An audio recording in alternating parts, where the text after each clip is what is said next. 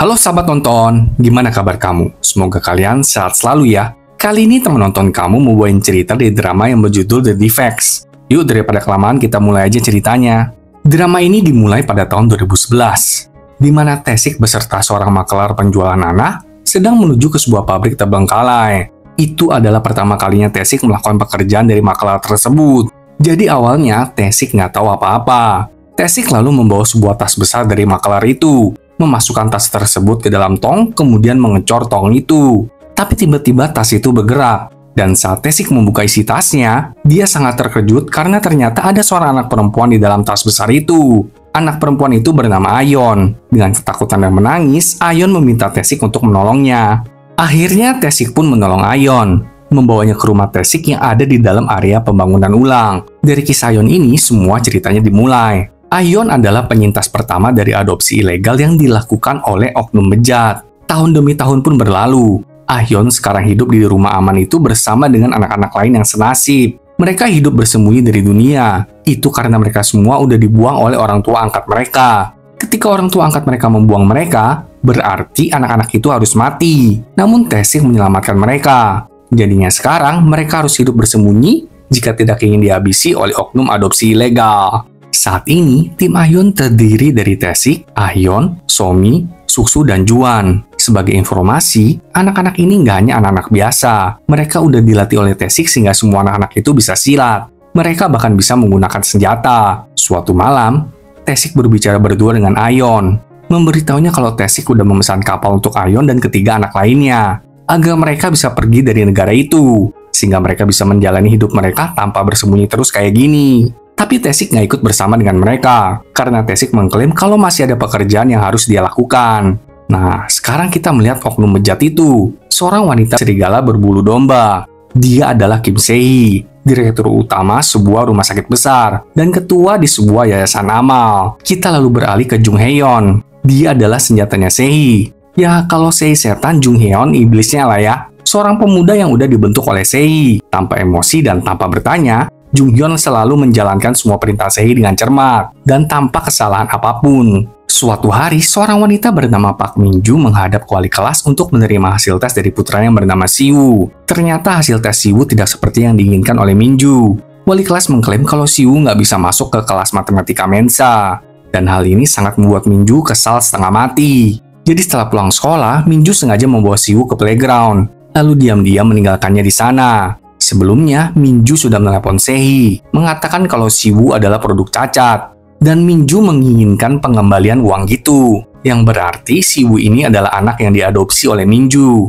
Min-ju juga menghubungi suaminya, mengatakan kalau Si-woo itu produk cacat, dan menyatakan keinginannya untuk membuang Si-woo. Kirain suami Min-ju adalah orang yang waras ya, tapi ternyata sama aja. Suaminya sangat mendukung Min-ju melakukan aksi sedeng itu. Di playground, Si-woo dengan ketakutan mulai mencari-cari ibunya. Tapi Si-woo malahan bertemu dengan Taesik. Dengan berbohong, Taesik berhasil membawa Si-woo dari playground tersebut. Setelah Taesik membawa Si-woo dari sana, ibu dan ayah angkat Si-woo mulai bersandiwara dengan berpura-pura mencari Si-woo di playground. Min-ju dan suaminya menangis meraung-raung, seolah-olah mereka beneran frustasi telah kehilangan Si-woo.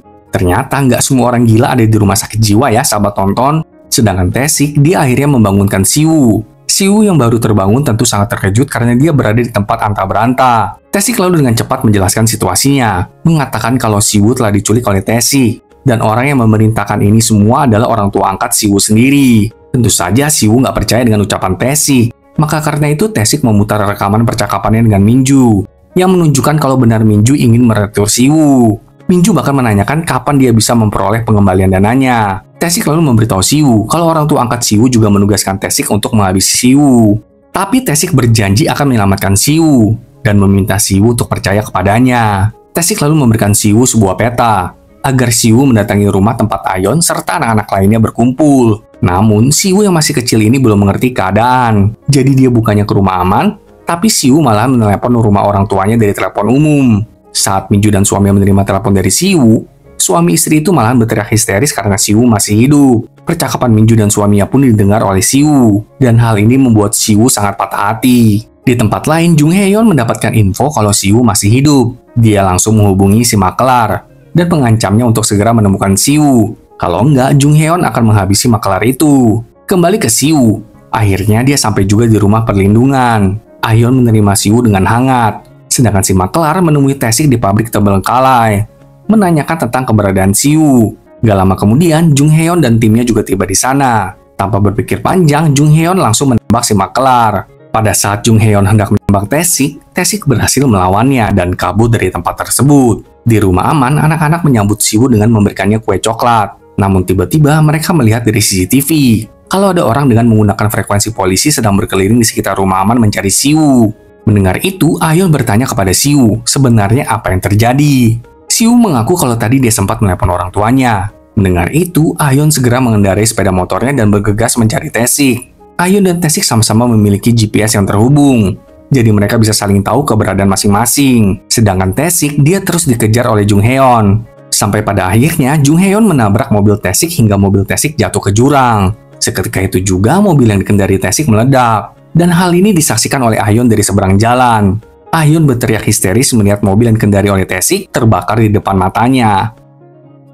Kita lalu melihat kehidupan masa lalu Somi saat dia masih tinggal bersama orang tua angkatnya. Ketika itu, Somi sedang kesal dengan ibu angkatnya. Lalu, ayah angkatnya mencoba menenangkan Somi dengan tipu muslihat. Ayah angkatnya menghipnotis Somi sampai Somi nggak sadarkan diri. Setelah Somi nggak sadarkan diri, ayah angkat Somi malah memperkaos Somi dong. Aduh, gila banget. Kembali ke waktu sekarang. Pagi harinya, anak-anak menonton berita tentang kecelakaan Tae-sik tadi malam, yang juga memberitakan kalau polisi tidak menemukan tubuh Tae-sik di TKP kecelakaan.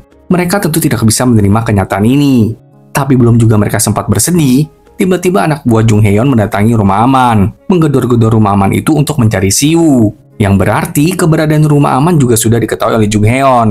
Ahyeon yang menyadari hal ini segera memimpin anak-anak untuk meninggalkan rumah aman itu. Ketika sedang berkemas, Ahyeon melihat berangkas Tae-sik lalu membuka isinya. Di dalam berangkas itu ada surat dari Tae-sik untuk Ahyeon. Ternyata itu adalah surat perpisahan. Sepertinya Tae-sik sudah bersiap kalau suatu saat aksi penyelamatannya pasti akan ketahuan juga. Ahyeon juga menemukan sebuah diagram praktek adopsi ilegal yang dibuat oleh Tae-sik. Hal ini menandakan kalau Tae-sik masih ingin mencari siapa monster dari semua kegilaan ini. Gak hanya itu, Tae-sik juga meninggalkan sebuah rekaman suara. Di rekaman suara itu, terekam perkataan para orang tua angkat yang ingin membuang anak-anak mereka, seolah-olah anak yang mereka adopsi hanyalah barang. Kemudian Ahyeon mendapatkan pesan pemberitahuan tentang tempat dan waktu agar Ahyeon bersama anak-anak dapat pergi menggunakan kapal pelarian. Ini adalah hal yang sempat Tae-sik bicarakan kepada Ahyeon kemarin itu. Malam itu, ketika kelima anak-anak hendak meninggalkan rumah aman, Jung Hae-yeon dan timnya malahan mencoba menghancurkan rumah aman tersebut. Anak-anak segera melarikan diri dari rumah aman, dan pengejaran pun terjadi. Untungnya, kelima anak-anak itu berhasil melarikan diri dari rumah aman tersebut. Namun di rumah aman, Jung Hae-yeon menemukan sebuah ponsel yang menginfokan tentang jam dan tempat keberangkatan kapal. Keesokan harinya, kita melihat Sehee menjemput putrinya dari sekolah. Di dalam mobil, Sehee menceritakan masa kecilnya, di mana Sehee merasa bisa mati jika tidak mendapatkan peringkat 1 di sekolah. Sehee menegaskan kalau dirinya tidak pernah kehilangan peringkat 1-nya. Sehee secara nggak langsung menyuruh putrinya untuk selalu meraih peringkat 1. Kemudian putri Sehee menemui Jung Hae-yeon yang sedang latihan tinju. Sepertinya hubungan keduanya sangat baik. Putri Sehee juga menceritakan tentang Siwoo yang udah nggak masuk sekolah beberapa hari. Ternyata Siwoo dan Putri Sehee itu sekelas. Mendengar itu, Jung Hae-yeon langsung mengalihkan pembicaraan. Sedangkan para anak-anak akhirnya sampai di tempat tujuan mereka. Seorang pria yang adalah kenalan Tae-sik menyambut mereka. Pria itu juga memberikan mereka makan dan uang saku. Malam itu, pria tersebut mengantarkan anak-anak ke pelabuhan dan menyerahkan mereka ke awak kapal. Kemudian memberikan pesan agar para awak kapal menjaga anak-anak tersebut. Setelah pria itu pergi, para awak kapal membawa anak-anak ke sebuah kontainer. Tapi masalahnya, anak-anak itu segera dikepung oleh Jung Hae-yeon dan gengnya. Anak-anak pun segera kabur dan pengejaran kembali terjadi. Namun pada akhirnya, para anak-anak berhasil sekali lagi melarikan diri dari Jung Hae-yeon, sembari membawa salah satu mobil Jung Hae-yeon.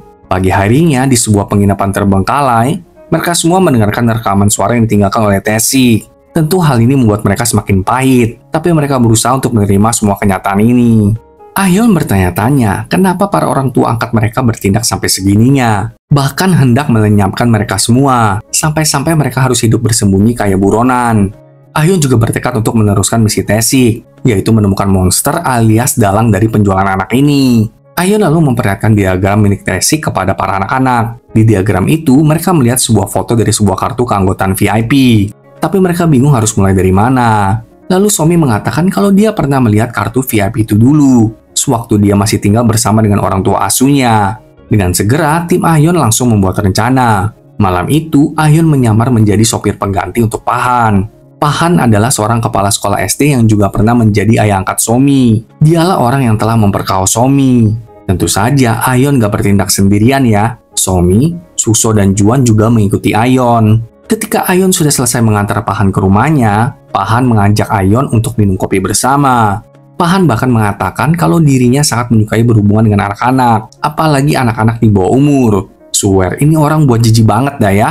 Ahyeon lalu berkata kalau dia punya teman yang sesuai dengan kriterianya Pahan, dan menawarkan temannya itu kepada Pahan. Mendengar itu, Pahan langsung menyuruh teman Ahyeon untuk datang ke rumahnya malam ini juga. Setelah itu, Ahyeon mendatangi timnya yang juga sedang berada di dekat rumah Pahan. Kali ini, Juan yang beraksi. Dia sudah berdandan seperti seorang wanita. Seolah-olah dia adalah anak perempuan di bawah umur. Juan segera mendatangi rumah Pahan. Dan Pahan langsung menyambut Juan dengan tangan terbuka. Pahan ini agak kurang kayaknya ya. Dia nggak tahu loh kalau Juan adalah seorang laki-laki. Pahan lalu mempersilahkan Juan untuk duduk di ruang tamu. Kemudian perlahan membuka sial Juan. Saat Pahan melihat leher Juan, dia akhirnya menyadari kalau Juan adalah seorang laki-laki. Pada saat yang sama, ketiga anak-anak lain berhasil menerobos masuk ke rumah Pahan. Tentu Pahan kaget karena Somi ada di antara mereka. Sebagai tambahan informasi, nama anak-anak saat diadopsi dan saat mereka tinggal di rumah aman berbeda ya sahabat tonton. Anak-anak itu segera mengikat Pahan dan menginterogasinya tentang kartu VIP. Namun Pahan mengatakan kalau dia nggak tahu apa-apa. Somi akhirnya naik pitam. Dia menodongkan senjata ke kepala Pahan, menanyakan di mana mantan ibu angkatnya berada sembari memukul Pahan. Pahan lalu mengakui kalau istrinya berada di rumah sakit jiwa. Pahan menceritakan setelah Somi menghilang, ibu angkat Somi terus mencari Somi ke seluruh negeri, sampai akhirnya jadi gila. Somi mendengar hal ini tentu sangat terkejut, karena selama ini Somi pikir ibu serta ayah angkatnya bersekongkol untuk membuang Somi dan menghabisinya. Melalui pengakuan Pahan, berarti yang membuang Somi dan menginginkan kematiannya adalah Pahan, sementara ibu angkatnya sama sekali tidak tahu apa-apa. Drama kali ini beneran dark ya. Apakah Taesik beneran udah tewas? Mari saksikan kelanjutan drama ini minggu depan ya sahabat tonton. Sampai jumpa.